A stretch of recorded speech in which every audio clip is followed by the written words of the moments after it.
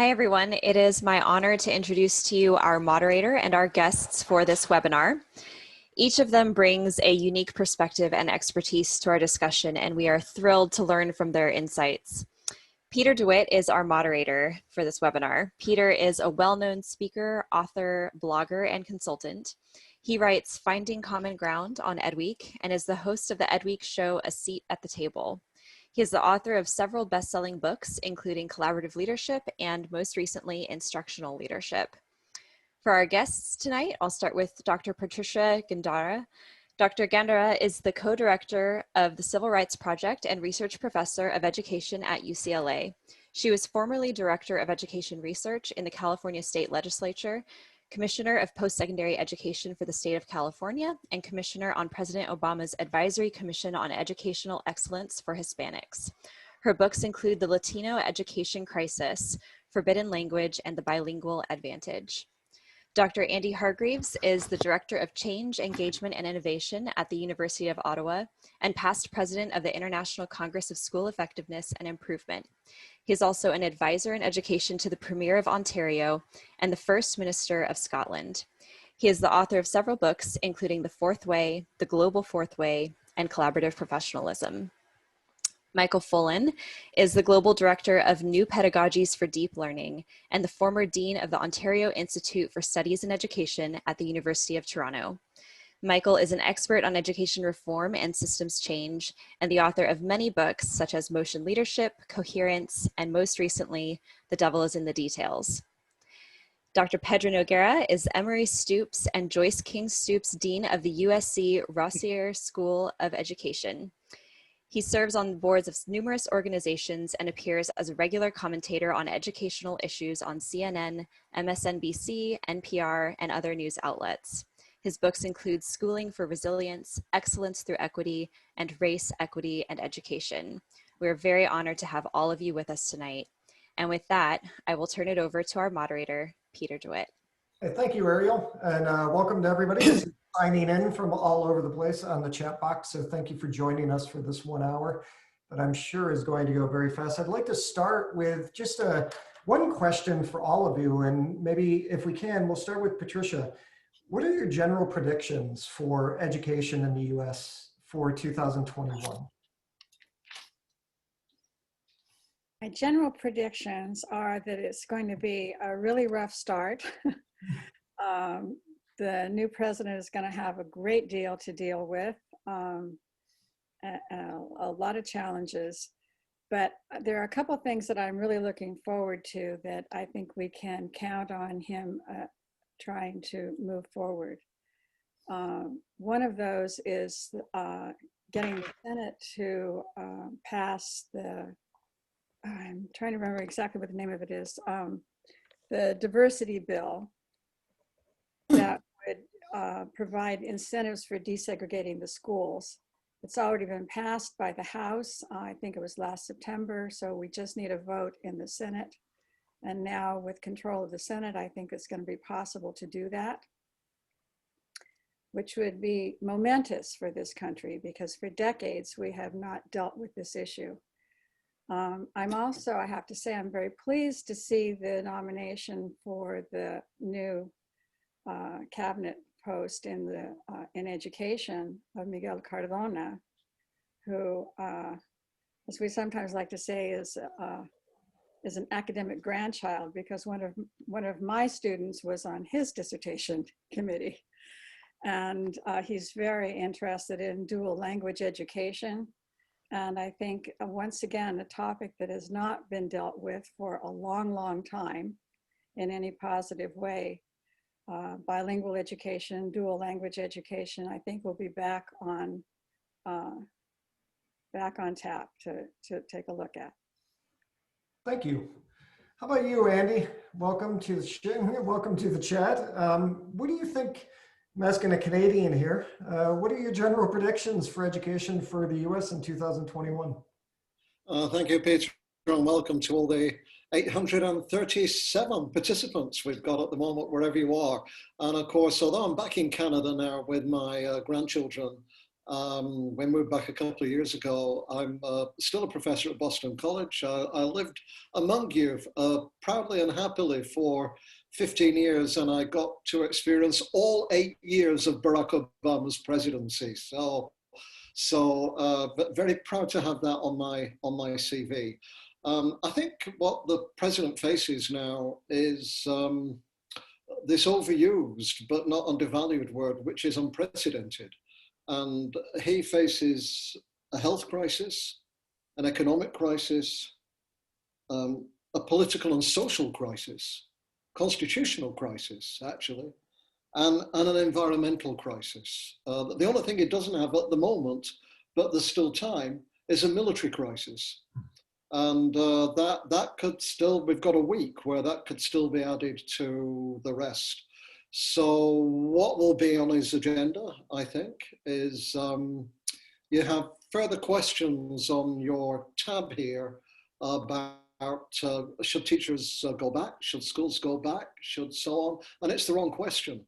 The question is that in the countries that have managed this pandemic well, and indeed states or provinces in Canada that have managed it well, governments have worked closely with teachers and with health professionals around the evidence and communities to work out what is the best solution at any particular time. So one huge priority is very fast to establish those relationships, so it's not a dictatorial health decision, but rather it's a jointly agreed decision, imperfect as it is, between the profession, the public, and the government.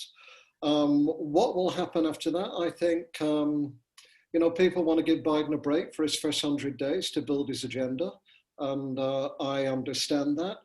And I think we should give teachers 100 or 300 days to rebuild their agenda as well. So I think you'll see important things, but not exciting things.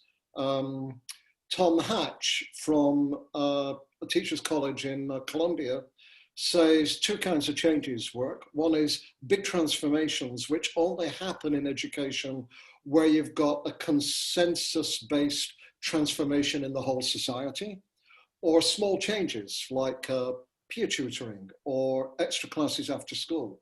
And I think we'll see a lot of the small changes. Linda Darling-Hammond in the transition role has already advocated for these extra classes, extra time, sort of things that researchers like Jeannie Oates at UCLA have talked about, tutoring, extra help, more money and funding for college access, for college entrance, more funding in general for public education for school districts.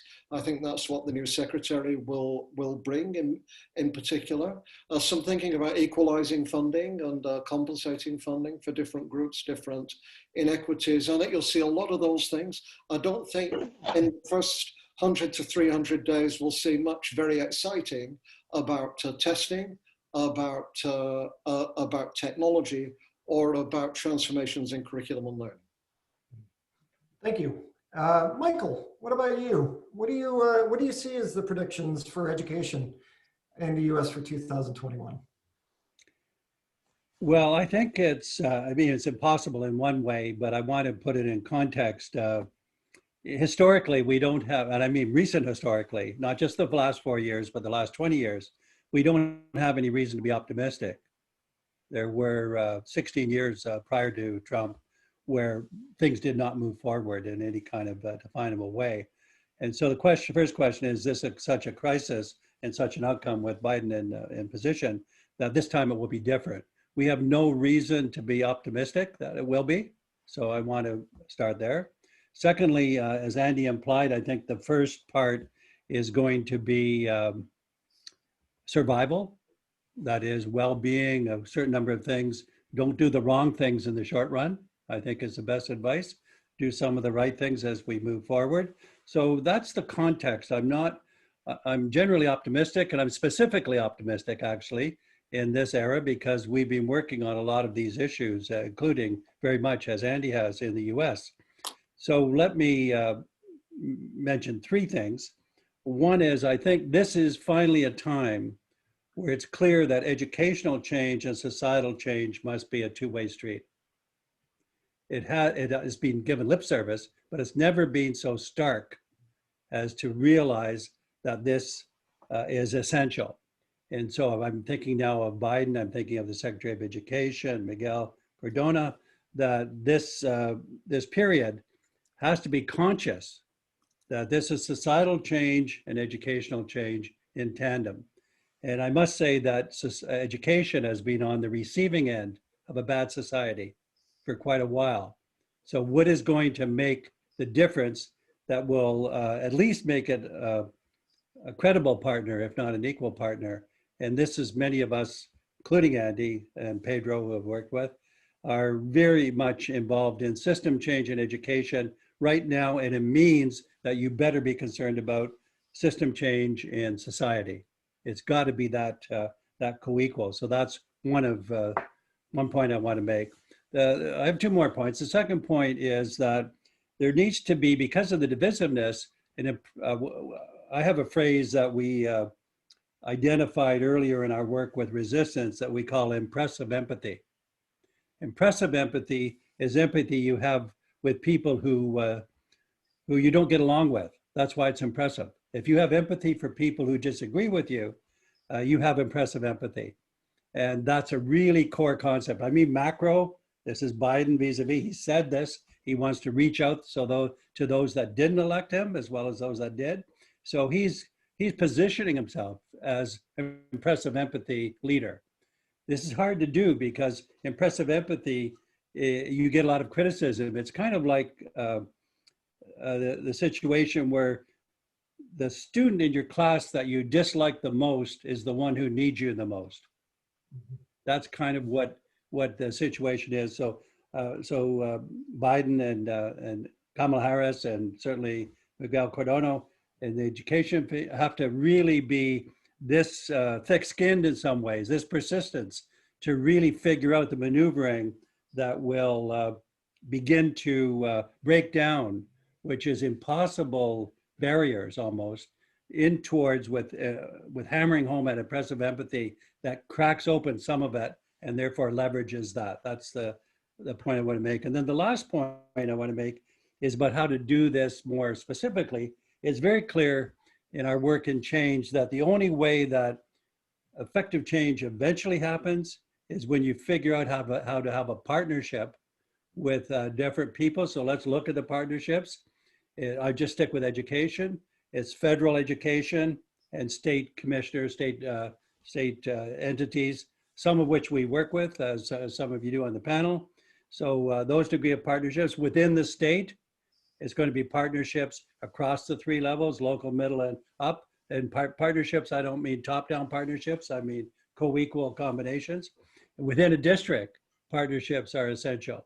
And so with the teaching profession, figuring out how teachers and students, as well as administrative leaders, can form that.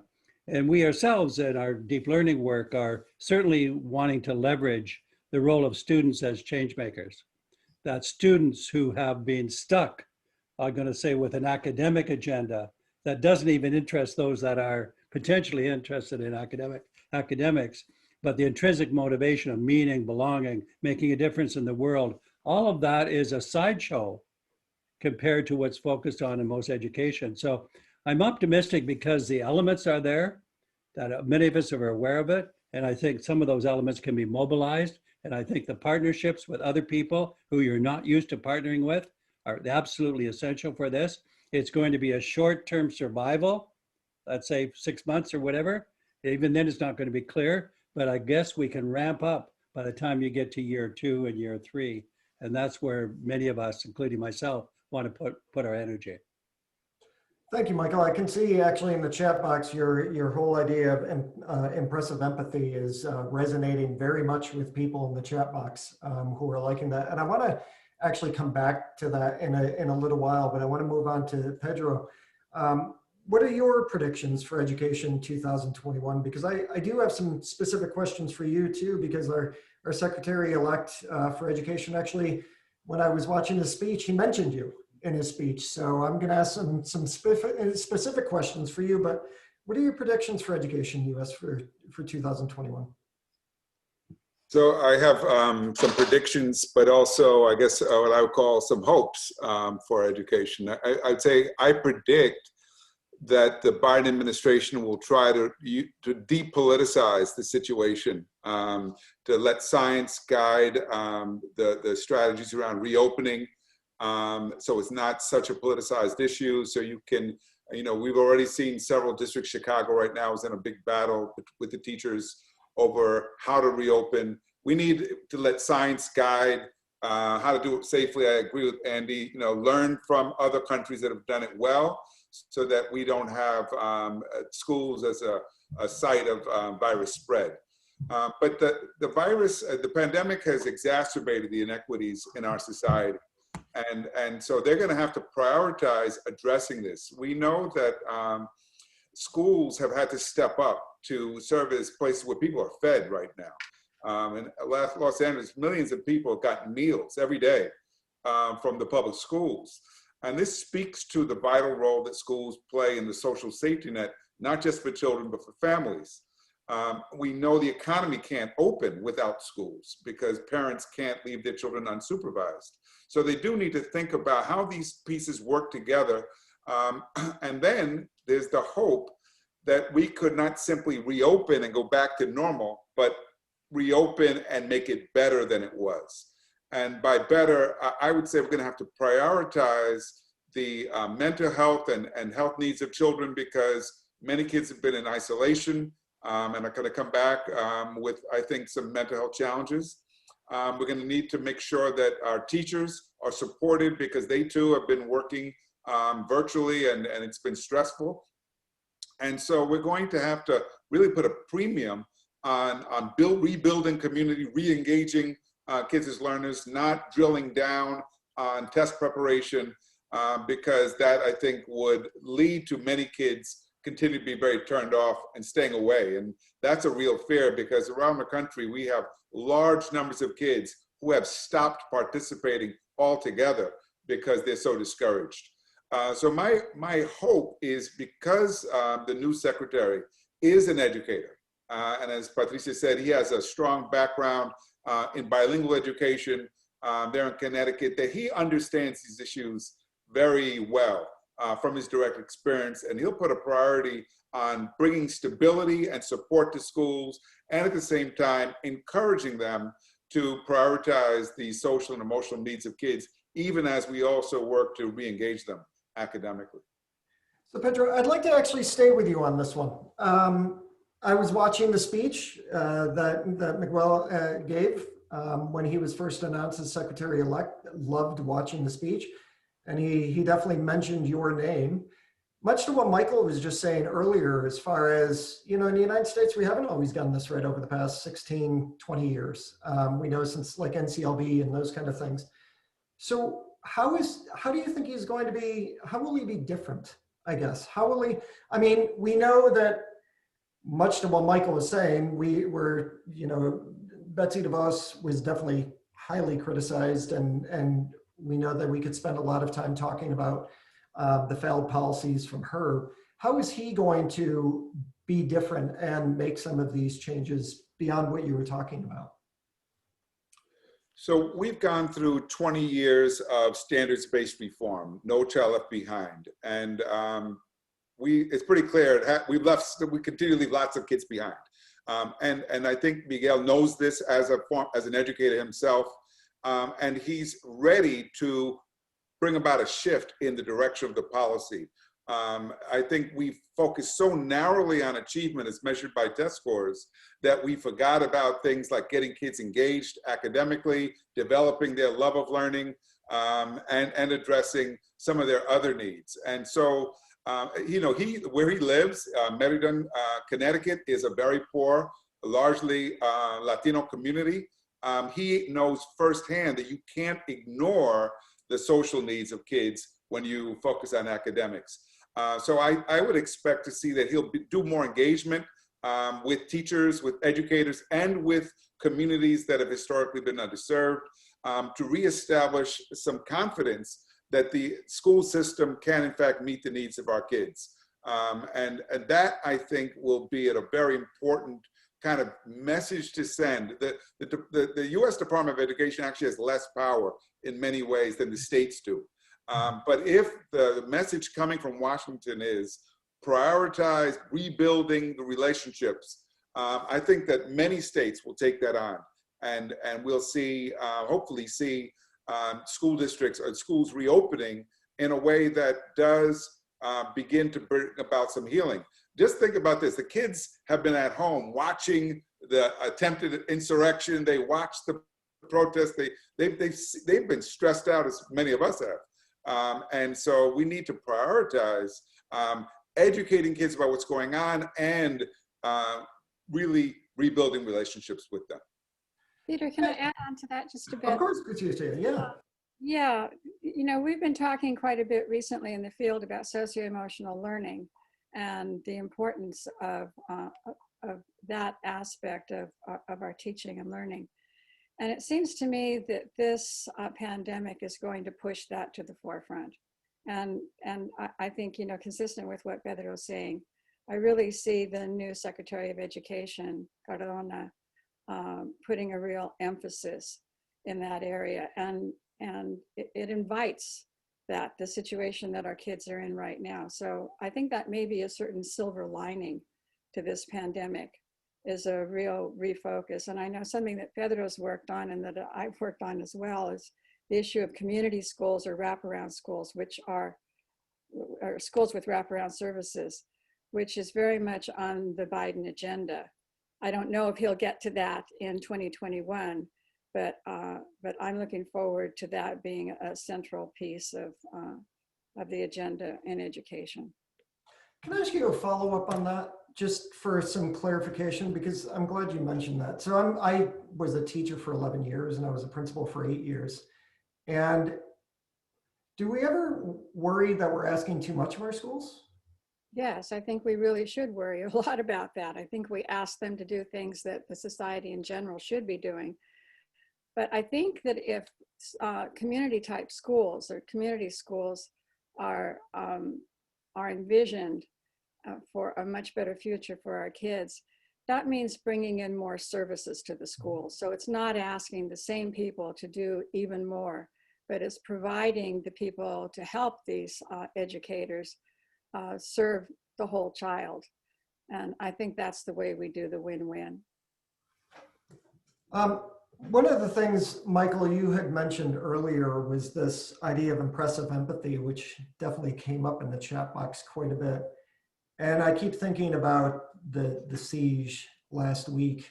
And I think about the fact that one of you had mentioned depoliticizing education and those pieces. But what we know is that Donald Trump got the second highest number of votes in history, right? And we know that there must be teachers and parents involved in that. So one of the questions I remember getting a few months ago through Twitter was, how do teachers build collective teacher efficacy? You know, when teachers come together, we all know collective teacher efficacy.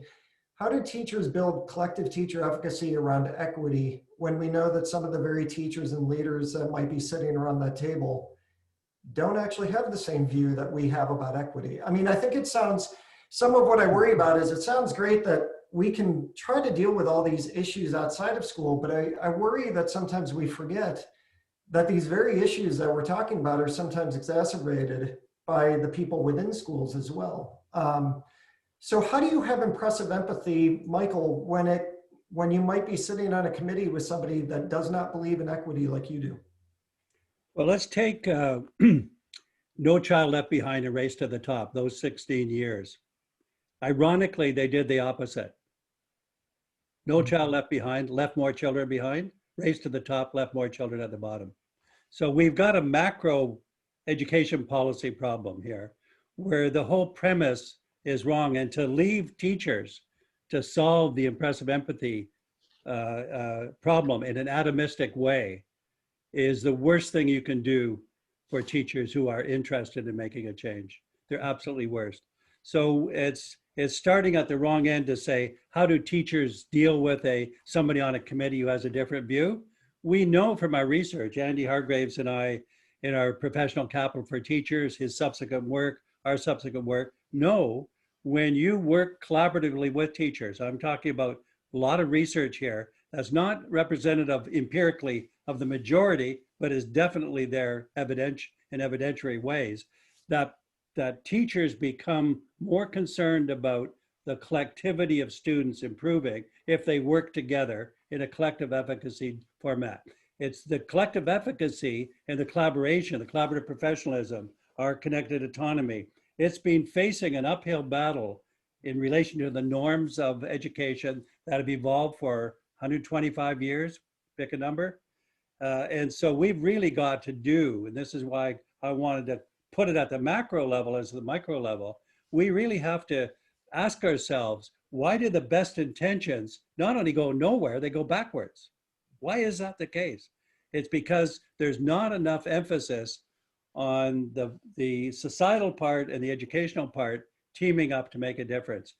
Education has been on the receiving end of a bad society. You've got to involve education in the solution, but you've got to have the political, and I hope it will depoliticize some of it. You won't be able to reach the extreme cases of people who have been alienated that showed up on January 6th. You won't be able to reach those in the short run, but you will be able to reach their children, so to speak. You will be able to reach and transform it. I think it's a big change over 20 years or 25 years. And once we get focused on the survival part, the good thing is, and I want to say this empirically, I do think, and I've seen some evidence to the case, that COVID, in a net sense, has increased empathy in society.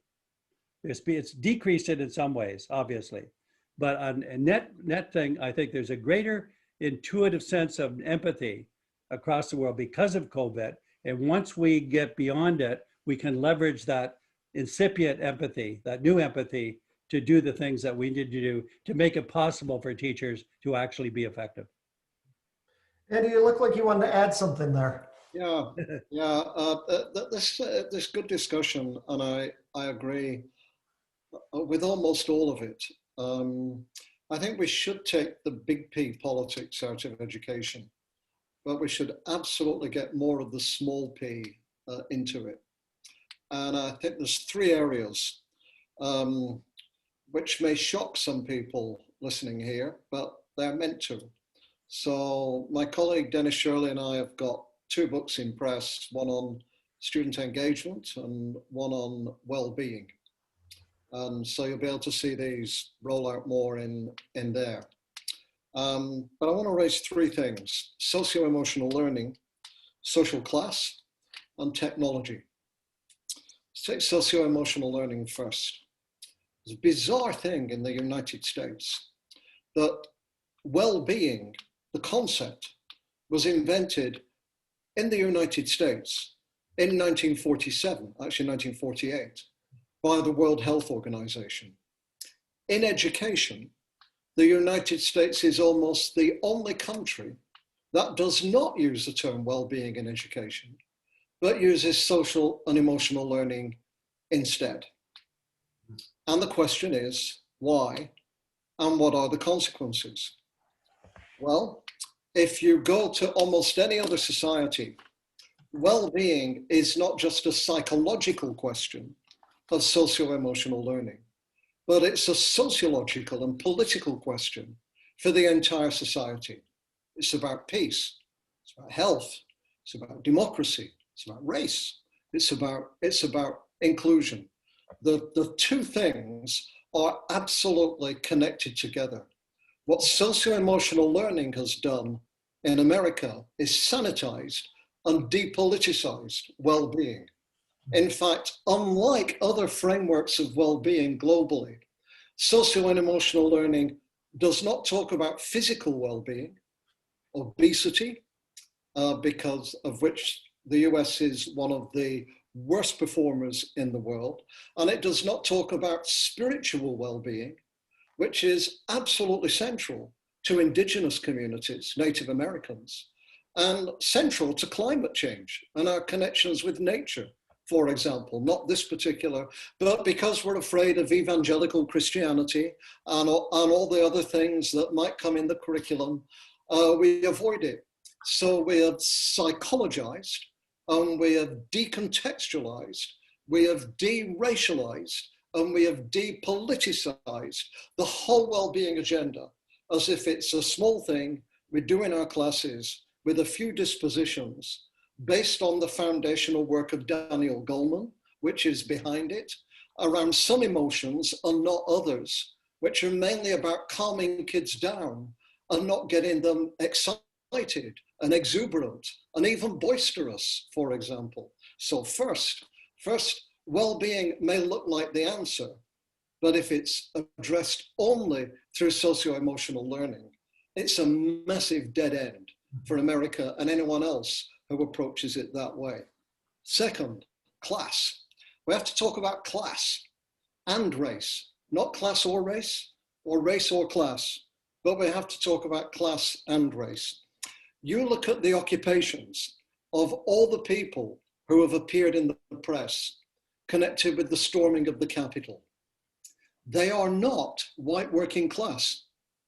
They're ex-Air Force officers, real estate agents, lawyers, car wash businesses, hair salon businesses, tattooists, even elected lawmakers.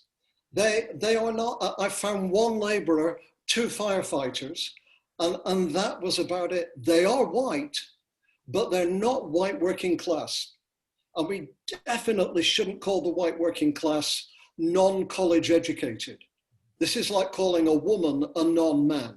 We do not define people by what they are not. We define people by what they are. So they're not white working class, but they are white. They're the group that Arlie Hochschild talked about, who are not in poverty. They have something, but they're desperately afraid of losing it in relation to those other people around them. So we have to think in terms of class, and we have to understand that class has no color. Indeed, class has many colors.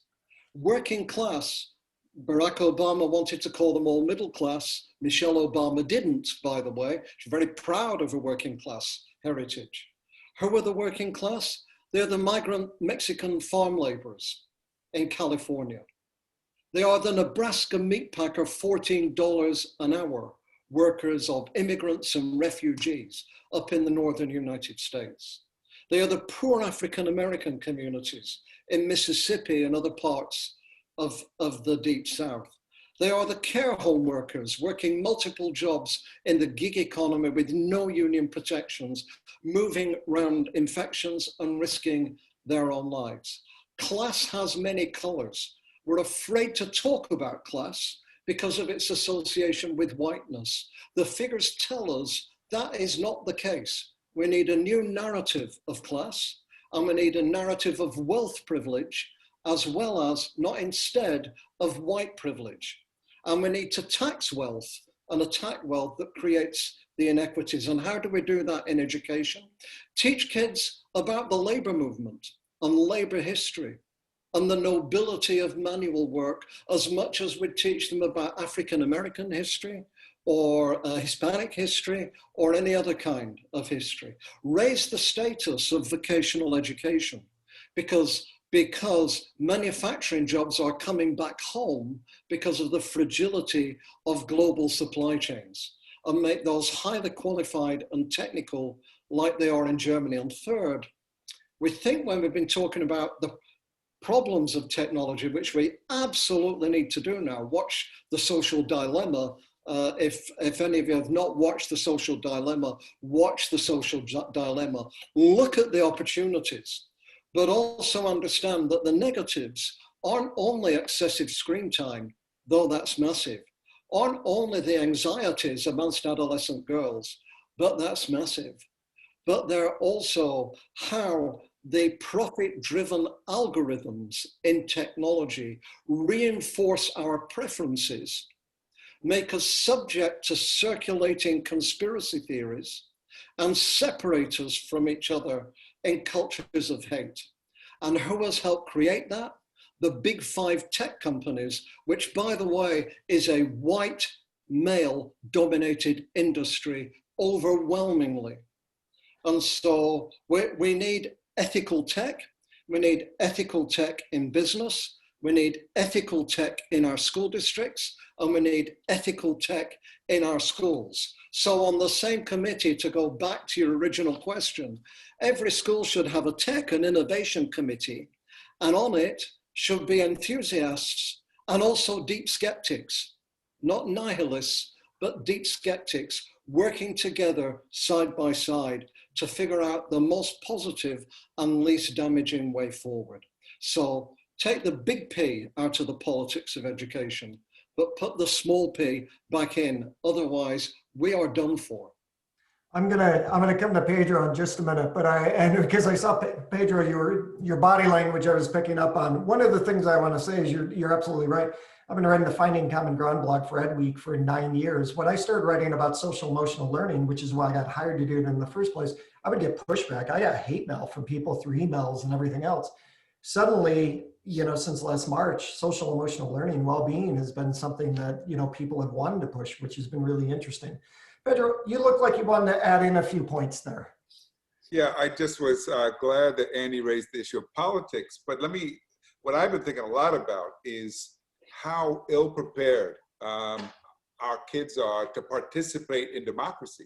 They don't understand the history of this country because it hasn't been taught, because it's not a tested subject. And they are really prone to being manipulated by social media very easily because their critical thinking skills haven't developed. So one of my hopes is that we're going to come back with a much greater commitment and recognition that in order for education to play a role in democracy, kids need to understand civil rights, they need to understand the Constitution, they need to understand the history of this country, and they need to be actively involved in their communities in addressing issues.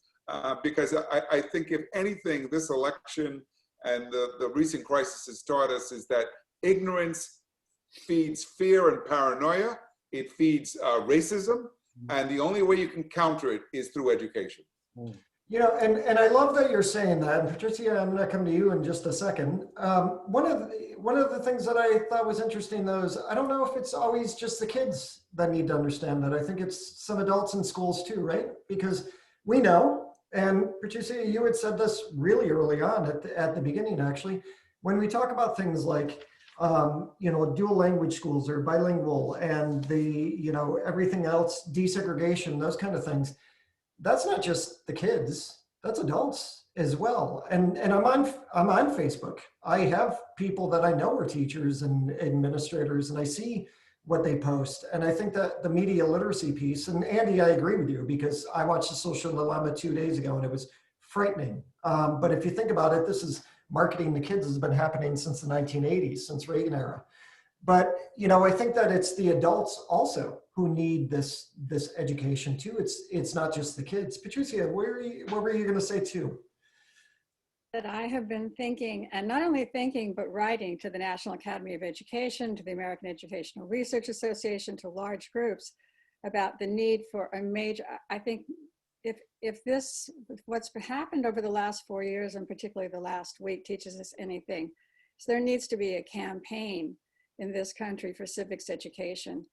I couldn't agree more that the only way I can explain what has been happening is ignorance, not understanding how the system works and being taken in by lies that seem to us so transparent, yet they're not, because we've done a poor job of educating our kids about the way government works and the way a democracy works. So I would love to see a major campaign coming out of the education community around the teaching of civics education and government.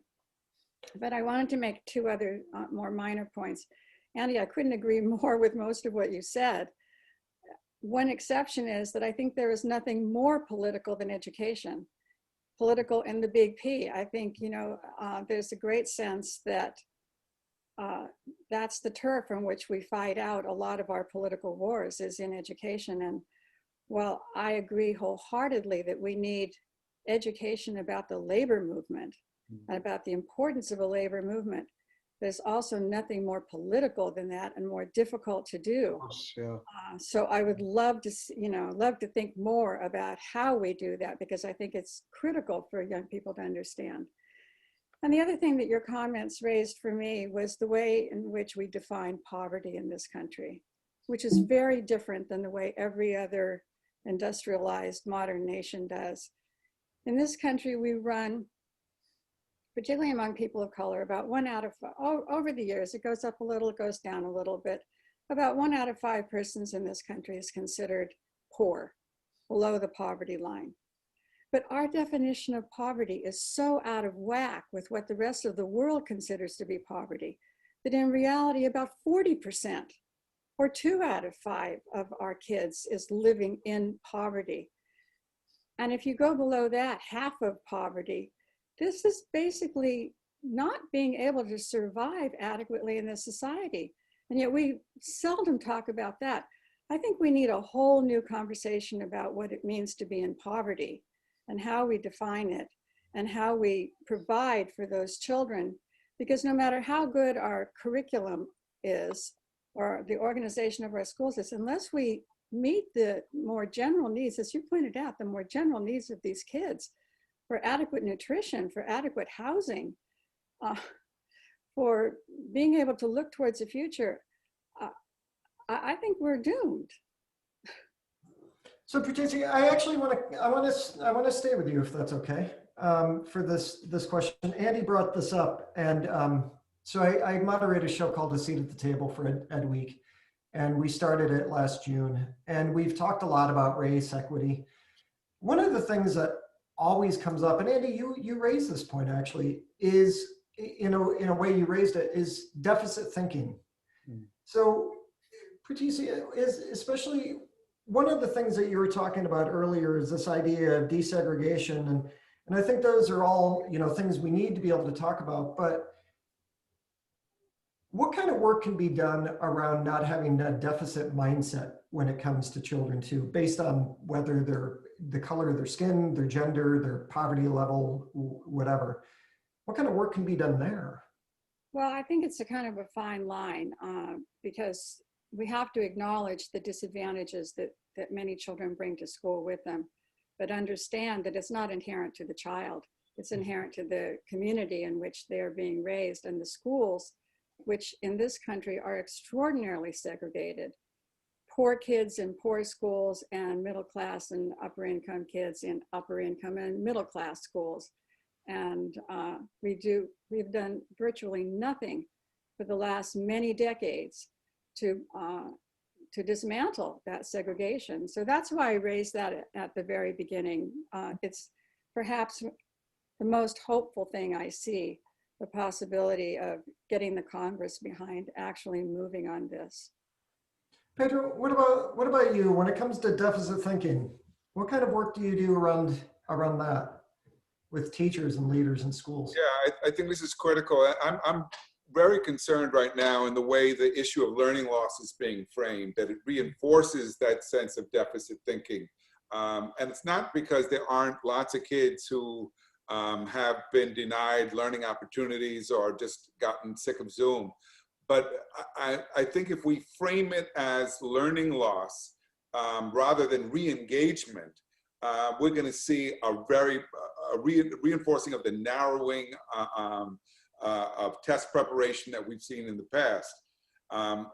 We do need to make sure that kids are being challenged and stimulated, but all kids need that. And what we know from our past experience is that in many of our schools, we have tracked kids, we have limited their educational opportunities in ways that reinforce inequality, the race and class inequities that Andy and Patricia have spoken to. So I'm worried that as we reopen, that narrative about kids will be reinforced. And that's why I say we put the prioritize relationships, and then as we are rebuilding and establishing trust with kids, we need to make sure that we are getting to know our kids and making sure every student is challenged, is stimulated, gets to engage in the deeper learning that Michael spoke about earlier. So that's the opposite of the deficit thinking. It's recognizing that all kids have the potential to learn when we tap into their curiosity and when we get them motivated to learn. And we've spent so little time in the last 20 years thinking even about something like motivation and what motivates kids to want to learn. The gaming industry knows all about it because they can get kids learning online and video games. Education needs to be as engaging for kids so that kids can see and recognize the value of what they're learning in school and its utility for improving their lives. And that's what I think we need to make more of a priority. And I'd like to stay with you for just a second, then I'm going to call on Andy because you got this started too a little bit. Pedro, when you were talking, I like your shift in language, right? When you're changing things, when you're sort of giving a more positive stance, which I think, even when you said, let's start off with hope. One of the things that I've been reading lately is, the language we use in schools. We talk about an achievement gap when in reality we should be talking about the opportunity gap, right? And I just wonder if sometimes that is what people struggle with as teachers and leaders in school as well. I did my doctoral work in how well school administrators safeguard LGBTQ students. And I know that one of the biggest fears that leaders and teachers would talk to me about and why they actually don't go in and focus on that topic is they're afraid of saying the wrong thing. Do you think that like the language piece is sometimes part of this too? Like people are always afraid to say the wrong thing? Absolutely. Well, I think the language is important in a number of ways. I think there's a lot of examples where people are afraid of saying the wrong thing and therefore they don't say anything, and which is a huge mistake. When there's this kind of injustice in our society, we have to name it. When we see police violence directed at Black communities, we have to name it and speak to it. But I also get concerned about language and framing in a different way because it constructs a narrative about what we're doing. I've said for the last few years that we've focused on the wrong question. We've asked teachers how to raise achievement, and what we should have said is how to get kids excited about learning, how to get them more deeply engaged in learning so that they're empowered as learners. To go back to Andy's point, kids should be motivated by what they're reading. They should come home and tell their parents, wow, what a day, it was so inspiring. How often does that happen? So that should be what we're after. And so as we need to have a vision, what would it look like if we were creating schools that were truly equitable, right? Where the needs of all kids were met. It should be that you can't look at a classroom and its makeup and know what level it is based upon who's in the room. It should be that all kids are taught by teachers who care about them and believe in them. And so we need to really put forward a vision of what's possible because I think the tendency to return to the kinds of schools we've had, which fail to serve so many of our kids, is going to be so strong. And that will be a lost opportunity. The disruption created by the pandemic, if it does not lead to improvement, will be a real wasted opportunity because we can't afford to go back to the way it was. Yeah, I remember, thank you for that. I remember some of the most powerful research I've read besides all of yours is in 1972, Oda showed that students are unengaged with school for two reasons. They either don't feel like they have an emotional connection to their school or to their class or their teacher, or number two, they don't feel like they have a voice in their own learning. So trying to change those around. Now I know we have 8 minutes left and this is hard because I could spend hours talking to all of you, but we've talked about some big ideas and I was wondering if maybe just 2 minutes per person, and we'll start with Michael. I was wondering if you could provide some just practical suggestions for leaders leaders and teachers who are watching this. When they leave our webinar today, what would you like them to know? And I realize this is not a question any of you had, but I'm sure you've been asked tougher questions before in workshops. For everybody who's watching the webinar today and they're going to leave us, Michael, what is like a couple of things that you wish that they would be able to move forward doing? And I'm going to ask everybody the same thing. Sure, I'll say what not to do and what to do.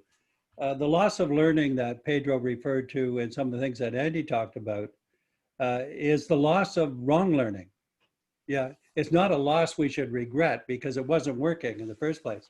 There wasn't the intrinsic interest that students have. We know from the research it's easily, I would say, 75% of students by the time they get to high school, even the ones that are doing okay, are not intrinsically interested in learning. So the big takeaway here is don't spend your time on making up for loss of something that doesn't count, that's not important.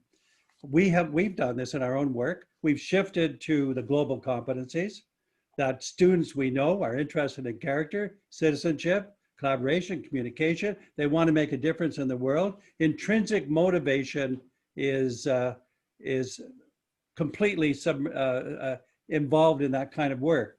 And what Pedro mentioned, I think we have to dig into this a little more. Gaming has been motivating, but it's been motivating towards extrinsic motivation, not intrinsic. And the key to learning with students is what makes them feel important, what makes them feel they're doing something worthwhile, what interests them. All you have to do is ask students, how do you learn best and what do you want to learn? And you get a whole opening of the combination of things we're talking about. So it's my big worry is this, and this is not a practical solution.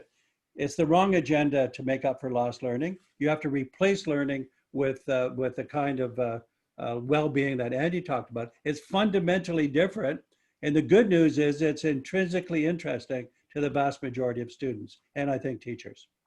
Thank you. Andy, 2 minutes. Yeah, okay, thanks, Peter. Well, first of all, it won't surprise anybody to know that based on this discussion, our new book on engagement that's out in June has a lot of Pedro Noguera in it. So there you go. It's not just the Education Secretary who's quoting you, Pedro. There's other lesser mortals as well. There was a survey in Education Week around May about how teachers were responding to the pandemic. One thing they worried about was student engagement. And about 40% of teachers said their students were less engaged due to learning at home than before the pandemic. And what hit me about that figure was how low it was. And so why only 40% less engaged when they're no longer in school? And my bet is they weren't very engaged when they were in school. So we have to think, what is disengagement? We need actually we have a chapter on disengagement. And we need to think a lot about what actively causes disengagement.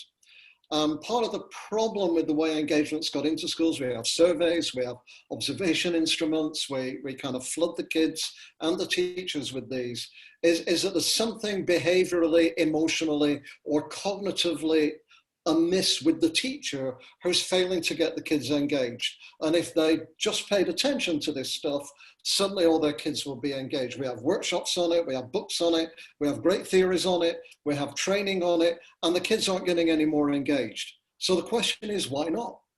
And the thing is, the active sources of disengagement are mainly not inside the teacher. They're in the work environment. They're in the testing policies.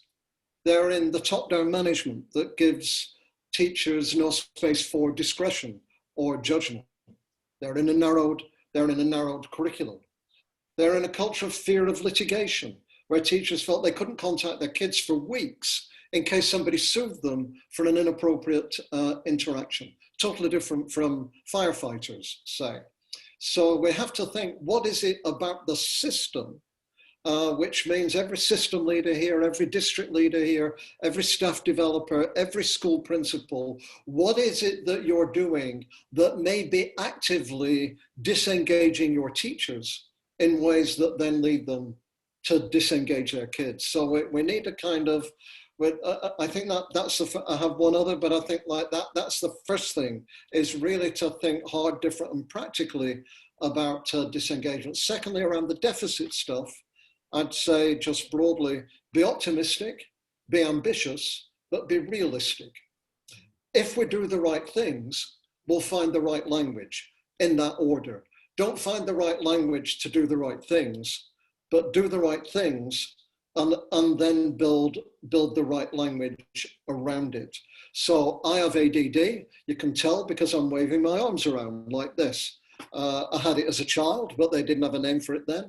And I have it now. So sometimes it's a problem, but mainly I know how to work with it. One of the best movements with ADD is self-advocacy. So self-advocacy amongst kids, which is a model for many other areas, means kids realistically face what their problems are. They are problems. They can't concentrate, they can't focus, they constantly get distracted by something else, but they're not only problems, they're also opportunities. So it's not that we dump all the language of people's problems because we think it's deficit language, move into a kind of happy land where it's all about assets. But we are realistic about the challenges, significant challenges that many minoritized, lower class, disadvantaged kids have. But we're also positive about where are the strengths and the opportunities and the heritage that we can build on. And my experience is when you work with teachers in that kind of spirit and that kind of environment, and they don't feel like if they don't say growth mindsets, they're a bad person. If you work in a realistic environment of relatively ordinary language that recognizes the problems, but is practical and optimistic about solutions, they're more likely to go with you. Thank you. Pedro, what about you? And I'm going to end with Patricia, but Pedro, what about you? What are some things you wish people, when they leave this webinar today, what are you hoping they're going to think about moving forward? Well, I know we're running out of time. I just want to reinforce what Andy and Michael said about engagement as a priority. Tap into the curiosity of kids. Kids are naturally curious. That the research shows that can be a driver for getting kids to become intrinsically motivated. So think about that. Think about how you integrate wellness and well-being into the work. And then think about the big issues facing the world, because kids are. I just watched the new David Attenborough film about his life and about the planet. And watched it with my 8-year-old daughter, and she was, first very depressed. Why are we watching this? This is so bleak. But he leaves with hope, and he talks about what we can do now to address climate change. And this generation of students is going to be confronted with this issue. And if education does not prepare you to tackle problems like this, then it's disserving our students. So we need to make education relevant to what's happening in the world. And when it is, our students will be engaged and they will come out critically aware of what's going on. Tricia. Okay, I'll be really quick because I know we're out of time. You've got a couple of minutes. Okay, two things that we haven't discussed and we won't discuss, but I'll leave on the table. One of those is that because of what we've been through with this pandemic, there's, I think, a large agreement that we need to not be doing high stakes testing with kids at this time. I'm hoping that leads us down a road to rethink high stakes testing altogether. That assessment should be for learning and not for making high stakes decisions about kids. So I would love it if we were to pursue that more. And the other one I would leave on the table is that in this country, 1 out of 4 of our children in our schools is the child of immigrants. And that means they bring with them tremendous assets, different perspectives, things that can excite the rest of the classroom, things that can really engage others in discussion because they're new and different perspectives on the world, as well as another language which enriches everybody. So I would like it to, if we had more time, to discuss what it is these children bring to the classroom and how it is that we use these children to help re-engage everybody in broader discussions. I will say that, thank you for that. I'm the youngest of 5 and the first to go to college, but I actually barely graduated from high school. So I graduated 4th from last in my class. And I would say it's never too late either. People gave up on me a long time ago and things turned out pretty well. And I think that when I'm reading the comments of what you're talking about, all of you, some of the comments were definitely about, but what about the parents? What about the feds? What about this? What about that? And I would say, as they leave here today, I'm hoping they can listen to the words you said and the advice and the insight you gave, and not necessarily point out to why they might not be able to do it, but to look in and think about how maybe they can. So I want to thank you for such a great chat, and thank you to everybody in the audience who showed up for this little over an hour. It was an honor to talk to all of you.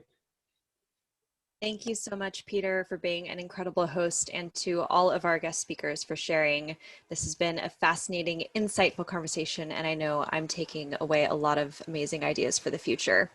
I just wanted to let everyone know, if you're still on, that a recording of this webinar will be available on Corwin's website under events and then archived webinars, and you should also receive an email about it. And then for attending this webinar, you can get a 20% discount using the promo code webinars on our website. So I hope you all take advantage of that. Thank you again, everyone, so much. I hope you have a wonderful evening.